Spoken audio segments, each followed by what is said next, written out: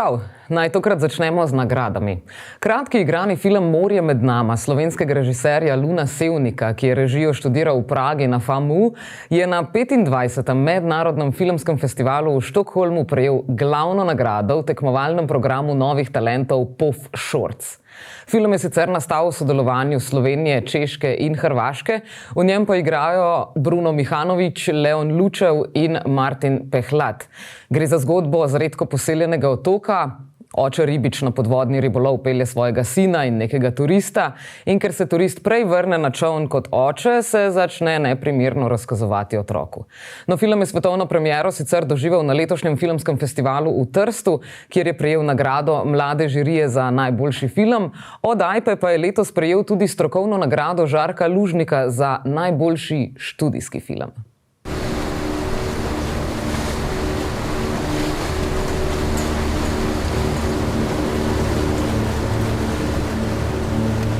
Dođi vamo kad ti kažem.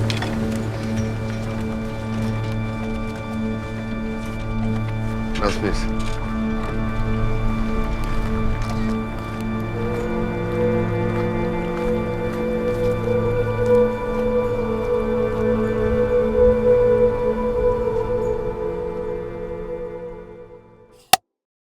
Ostajamo na Balkanu in se od Dalmatinskega otoka premikamo k veliko bolj onesnaženi Zenici. V dvorani ljubljanskega AGRFT se je odvila projekcija v sklopu sodelovanja 3 entitet filmskega področja, imenovanem Kinovozlišče. Novogoriški kinomotel, Društvo slovenskih režiserjev in Kinofilm Akademije za gledališče, radio, film in televizijo iz Ljubljane so poleg filma Nebo nad Zenico v dvorano pripeljali še njegovega režiserja Zlatka Pranjiča. Kako je do tega prišlo, je razložil moderator večera, sicer bolje znan kot režiser Boris Petković. Zdaj pa, rad bi vam povedal anekdoto, kako smo mi sploh prišli do tega, da ta film gledamo danes, ker se mi zdi pomenljiva iz 2 aspektov, ki pa bil omenil na koncu. In sicer ta film The Sky Above Zenica oziroma Nebo nad Zenico avtorjev Zlatka Pranjiča in Nane Frank Möller je prišel na naslov Kinoateljeja, kjer so si ga ogledali in so rekli, wow, kako je to krasno in sjajno. No, ampak takrat je tam, ker so pripravili festival Poklon viziji, bila tudi moja prijateljica, ki je v enem trenutku rekla, a vi veste, da je Boris tudi rojen in živel v Zenici. In potem, ker sem bil jaz na tem festivalu prisoten, sva en večer z Matejo Zoren padla v debato in je ona rekla, faktografsko navajam zdaj, da skrajšam, Zenica, film, onesnaženje, ekologija, dobro.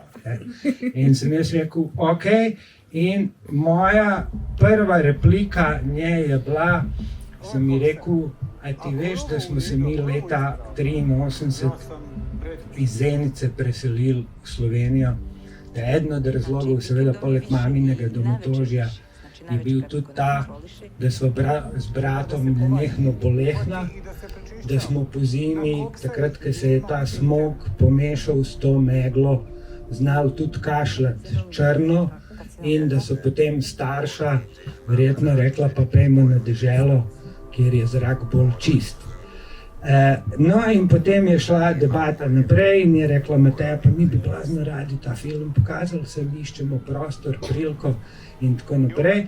In druga stvar, ki sem ji povedal, sem rekel, a ti veš, da je bil blok 6 v študentskem naselju Rožna dolina v Ljubljani zgrajen pretežno z denarjem Železarne Zenica in da so tam vedno imeli prednost zeniški študentje in da celo obstaja, pač lahko bi temu rekli, zeniška skupnost, se pravi študentov 70-ih, 80-ih, ki so pač tam prihajali. In smo takoj rekli, ok, bomo to probali pokazati v Ljubljani. Zakaj sem povedal to anekdoto?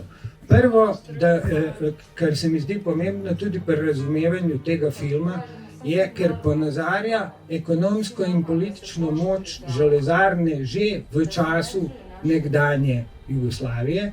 Iz filma bo pa razvidno, da ta ekonomska in politična moč še vedno obstaja.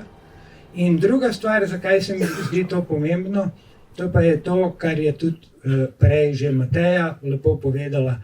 Zato, ker mislim, da to, da danes to poteka v soorganizaciji treh društev oziroma treh akterjev, ki delujemo na področju rekel bi, filmske promocije, morda ponuja nek nov model, s katerim lahko pripeljemo tudi neke bolj ambiciozne projekte, s katerim lahko mogoče prebijamo te majhne slovenske meje, privabljamo tuje avtorje, oziroma morda plasiramo tudi kaj izven meja te naše kokoške, ne, kot ji radi rečemo v šali. Zdaj pa takole, o filmu bi jaz povedal zgolj to. Jaz mislim, da je film Nebo nad Zenico direkten naslednik direktnega filma, ki je nastajal v Ameriki v letih 1960 in naprej. Mislim, da vzema zelo jasno subjektivno pozicijo, torej postavi se na stran, če hočete, zatiranih, diskriminiranih ali na kakršenkoli drug način deprivilegiranih in na njej uspešno pač stoji cel čas. Morda ni tako radikalen, kot so bili nekateri filmi takrat v 60-ih, ampak morda tudi čas ni tako radikalen, oziroma morda tudi čas ne dovoljuje toliko tega radikalizma. V filmu kamera večinoma spremlja dve ženski, ki sta aktivistki za okoljske pravice. Želita si, da bi tovarna začela upoštevati merila okoljskih standardov postavljenih v državi, zato veliko svojega časa preživita na terenu. V društvu sodelujeta še s profesorjem iz Zeniške fakultete, s katerim delujejo kot zelo nenavadna trojica. Ženski sta namreč na videz povsem tradicionalno oblečeni muslimanki, za kateri bi na podlagi predsodkov ali stereotipov prej sklepali, da skrbita samo za domačo kuhinjo, veliko prej kot za zdravje in ekologijo celotnega mesta. Na početku prije projekcije sam napomenuo da film doživljavam kao nasljeđe direktnog filma iz 60-ih godina koji se je pojavio u Americi, gdje u stvari kamera postaje oružje. Znači prisutnost kamere u tada nekim protestima ili u situacijama gdje se dešavaju neke stvari unosi novi element i kod protagonista i kod recimo tih problematičnih situacija. Misliš na Freeman, ili kako sam zvao, Freeman ili ne znam? Pa ta cijela, mislim, više je bilo tu autora, ja se sjećam jednog filma Harlan County o tom strajku rudara u tim, jer mi je bila asocijacija na ovaj film.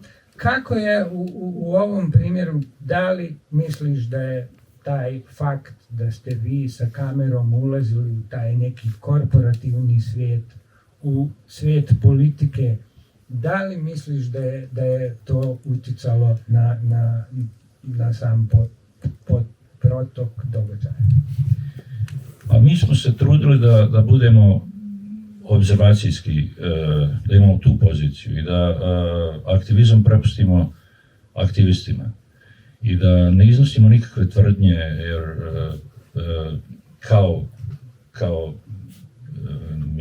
kao filmmakeri, ali naravno uskoro smo shvatili da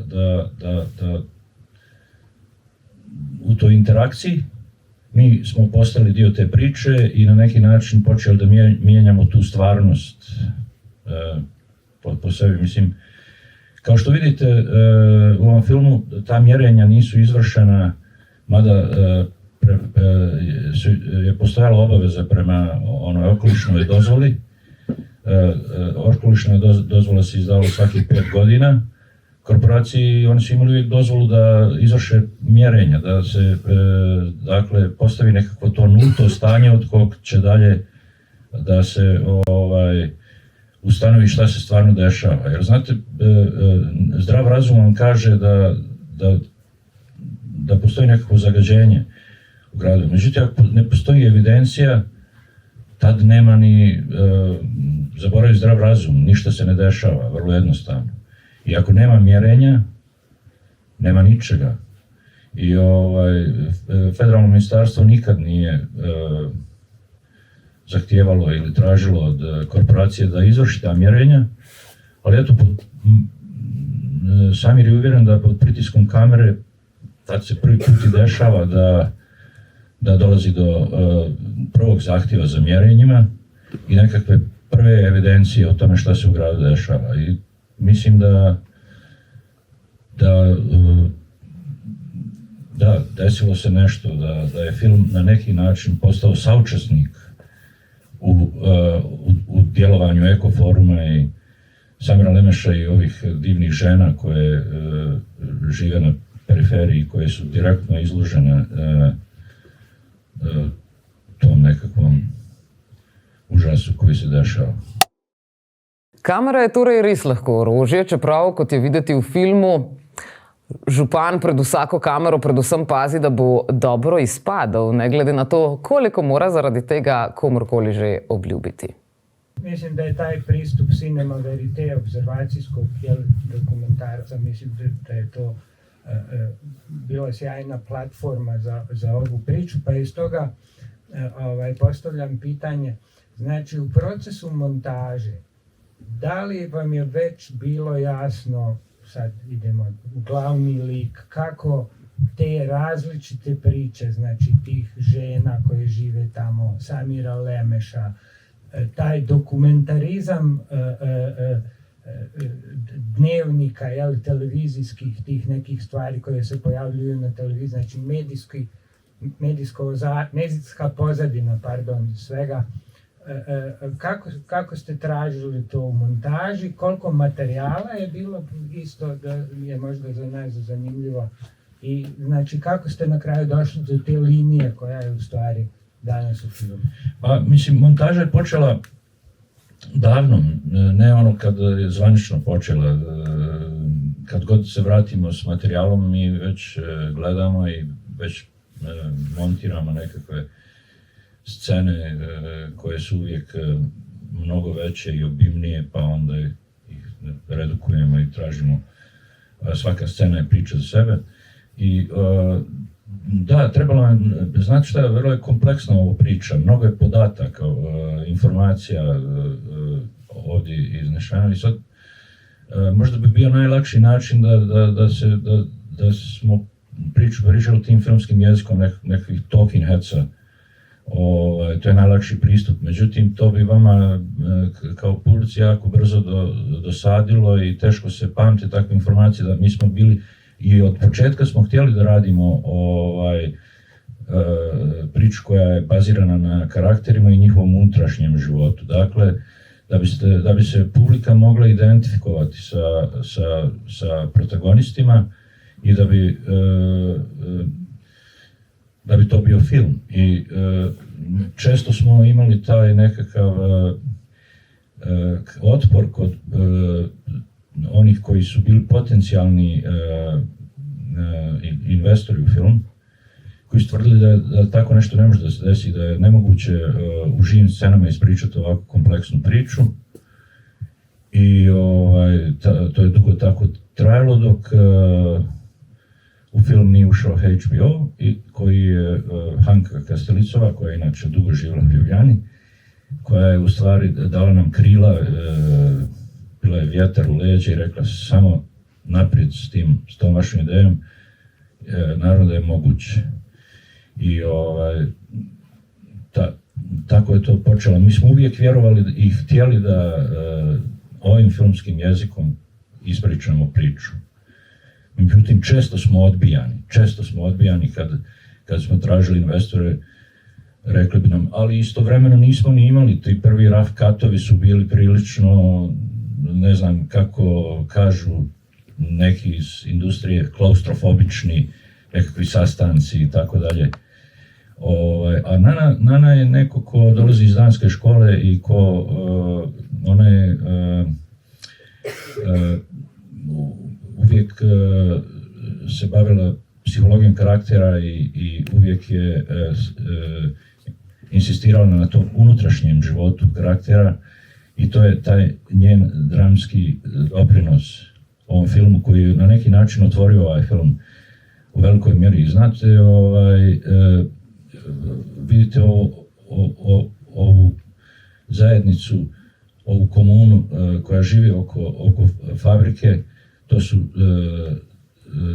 žene iz tradicionalnih porodica i te su porodice prilično zatvorene i teško je ući iza zatvornih vrata. Ne vjerujem da bih bez Nane mogao da uđem i da otvorim sva ta vrata. Ona se vrlo brzo približila tim ženama i sprijateljila s njima i kako je studirala češki nekad, onda je brzo prebacila to i na naš jezik. Malo je pričala s njima, oni su se približili i tu je u stvari počelo otvaranje ovog filma na neki način. Bez tih žena i prije svega razbijanje tih stereotipa da te žene koje su pokrivene u stvari treba samo da ostaju u kuhinjama i ne znam šta, da one u stvari nikad ih ne zamišljamo kao aktivistkinja. Vidite, u stvari one su te prave aktivistkinje, ne njihovi muževi koji se pojavljuju, ali one su te koje guraju tu cijelu priču. Samir je s njima, imaju tog jednog super heroja, profesora, koji stvar gura i koji ima taj kapacitet da prikuplja sve te informacije i ja mislim da isto tako, na primjer, vidite ovi ljudi iz Green City-a, te internacionalne financijske institucije, banke, možda i nisu očekivali da se u takvom jednom gradu pojavi nekakav profesor Baltazar koji će da im se na neki način suprotstavi njihovim jezikom, njihovim argumentima. Bili su prilično iznenađeni, to se i u filmu vidi, ja mislim. I taj spoj između Samira i tih žena, to je nešto što je nama bilo izuzetno zanimljivo, znate. Jer pazite, nema mnogo mladih ljudi u toj priči koji se bave tim. Mladi ljudi su tamo dok su bili na ulici i prikupljaju i razgovaraju s ljudima, prilaze, potpisuju se, ali nema ih u aktivizmu i mislim da su im iluzije razbijene da može nešto da se promijeni u ovom svijetu, takvom kakav je ovaj globalni kapitalizam, jedna moćna mašina u kojoj se teško suprotstaviti. Nego su to nekakvi stariji ljudi naših godina i tako. Ostajamo na evropskih tleh, ampak se ponovno podajamo nazaj v Slovenijo na 35. mednarodni filmski festival LIF. V sklopu filmov, ki jim bodo v soboto nagrade podeljevali tudi žiranti mlade kritiške žirije Kinotripa, so predvajali film body horror Strupeno. Ni prvi film, v katerem boste videli manekenke mučiti svoje lastno telo, samo zato, da bi ustrezale klasičnemu videzu manekenk. Je pa morda ta samoeksploatacija prvič takšna, da to počnejo zgodnja najstniška dekleta iz revne delavski četrti sredi Litve.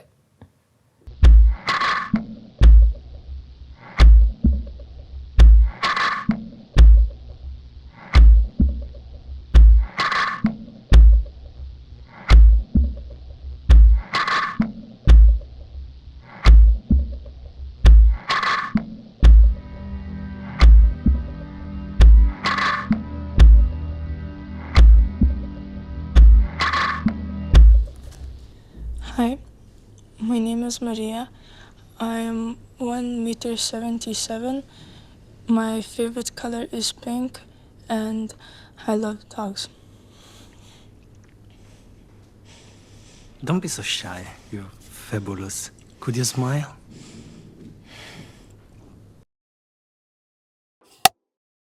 Nekaj ste jih ravno videli, ampak nekaj scen vam je napovednik prihranil, zato naj opozorim, da gre za film, ki ni za ljudi z nežnimi želodci.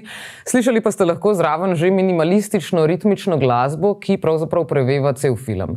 V ljubljanskem kinodvoru se je v sklopu festivala LIF ustavil avtor glasbe za film Gediminas Jakubka. Kako je prišlo do sodelovanja med njim in režiserko? It began in 2020. Just after the first lockdown of COVID, because during the lockdown Sauli was writing the script, and afterwards she invited me, because I knew her before, to participate in this movie. And yeah, firstly we were talking a lot about the whole atmosphere and about the aesthetics, let's say, things which are not verbal. So the thing was to figure out what would be the atmosphere of this movie, because we didn't have the finalized script, or we didn't have any, how to say, demo pictures and so on. So yeah, for a couple of years we occasionally met and just spoke about what it should sound like, what's the, how to say, focal point of the music, and what it could translate, what emotion. And yeah, afterwards it was scored and filmed in 2023 mid May and June. Yeah. And when it was edited, I started to score the actual music, like to make it, how to say, materialize. Ampak kaj to pomeni? Je glasbo ustvaril povsem sam? Tudi tam, kjer se sliši, kot da gre za različne glasbene instrumente. I was alone, actually not alone with my synthesizers, but mainly it's music which is played live. All the notes are played by synthesizers, various synthesizers. I'm a musician myself, so I have, collection of different instruments, mainly analog synthesizers, some modulars, as well as a guitar player. So, it was played live. And afterwards, it was recorded and edited in the computer. And the voice is played by my friend. She was a very famous singer in the late 90s in Lithuania. She did like a techno-trance music, something like this. And afterwards, after the millennium, she dropped the music. But I knew her, and I just invited, okay, let's jam a little bit, and maybe let's make one remake and remix of her track, which was composed in 1997. So actually, the track that you heard while it was crediting, it was a very, very extremely famous piece of track made in 1997, and we totally remade it. We re-recorded the vocals, the voice, and I played like different lines of instrumentation. Film ustvari temačno in nagnusno atmosfero. Kako je bilo Gediminasu gledati to zgodbo znova in znova, da je lahko napisal primerno glasbo? For me it's always like this screening and the screening 2 days ago. I watched it, as I said, in a kind of relaxed mode.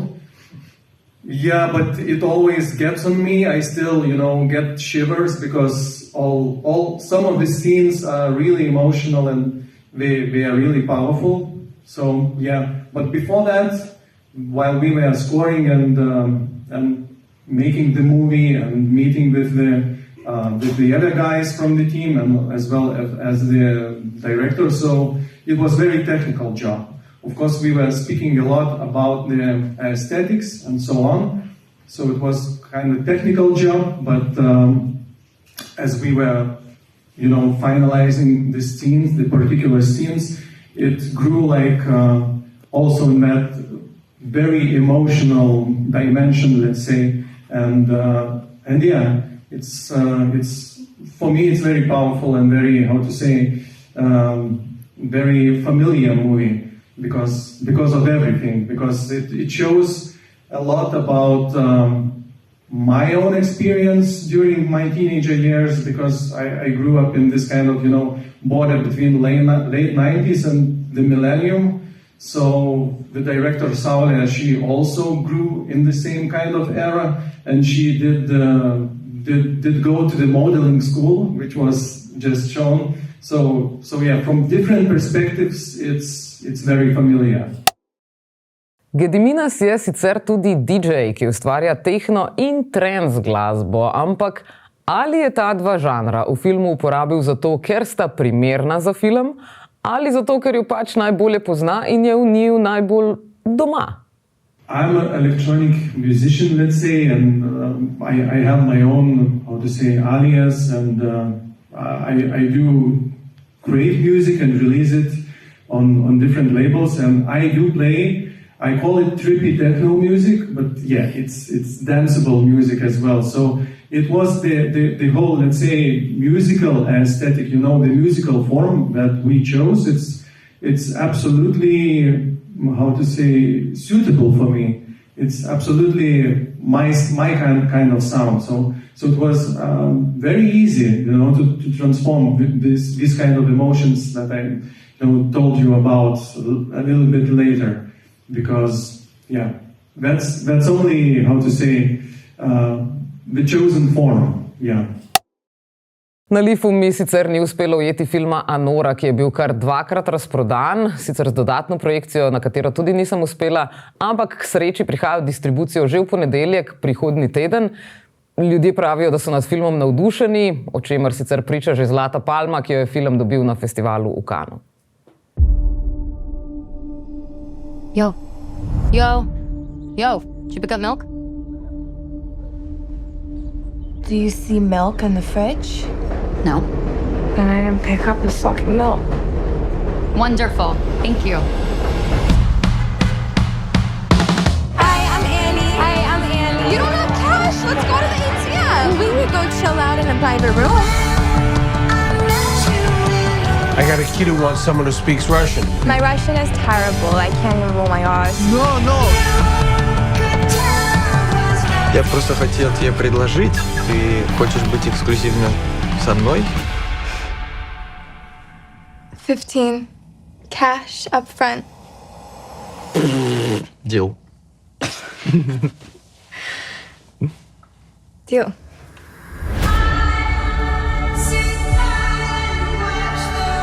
If I get married to an American, I wouldn't have to go back to Russia. Okay, so we should marry. And you, Nora, take this handsome gentleman to New York. Да я был с ним 2 недели назад буквально. Он не жена. Well, you did tell them, right? Иванжан, открой дверь, пожалуйста. Надо разговор. Vanya, what the fuck? Ты женился на ней? Да. What the fuck is going on here? Они написали, что она проститутка, блядь. Like, what do you do to get all of this? I am telling you, you do not know this guy. Vanya! It's a fraud marriage, and we're getting in an old ASAP. Oh my fucking god. Be a fucking man and talk to me!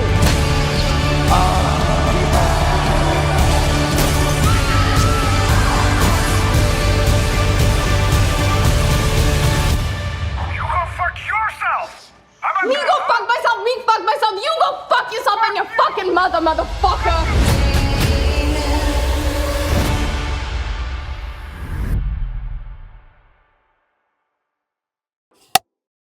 Ker smo pa danes začeli v regiji, tam tudi končajmo. Jutri pride v kina film Dvojca, ki ga poznate iz Taxi Bluesa, ampak tokrat ni komedija, ampak thriller.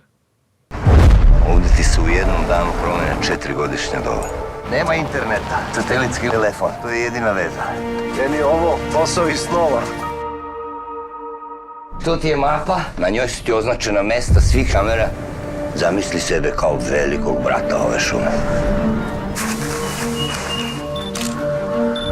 A kako ide, jesi se snašao? Da, jesam, sve je u redu. Tu su moje jaja, na tebi tvoje travuljine. Diši malo. Vi ste potpuno sami u šumi. Da, sam. Gledam evaluaciju vašeg psihološkog profila koju radila kompanija. Da li vi mislite da ste bili adekvatan izbor za taj posao?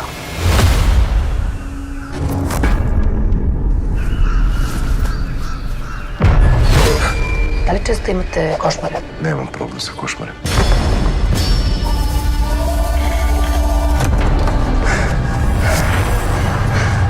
Jel ima još nekog na planini? Što? Vidio si nekog?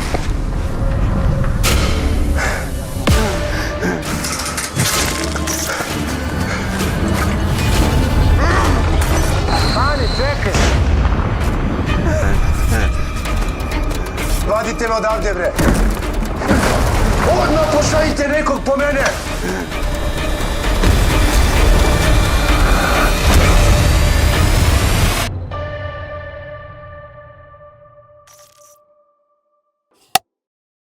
To bo vse za danes, glede na temperature in vreme, ki jih napovedujejo čez vikend, pa bomo zgleda tako ali tako vsi ostali le doma in gledali filme, le novega Gladiatorja nekako ne priporočajo preveč. Če ste ga mogoče že gledali, pa le napišite svoje mnenje v komentarje na YouTube kanalu Megafon TV. Se vidimo prihodnjo sredo. Čau.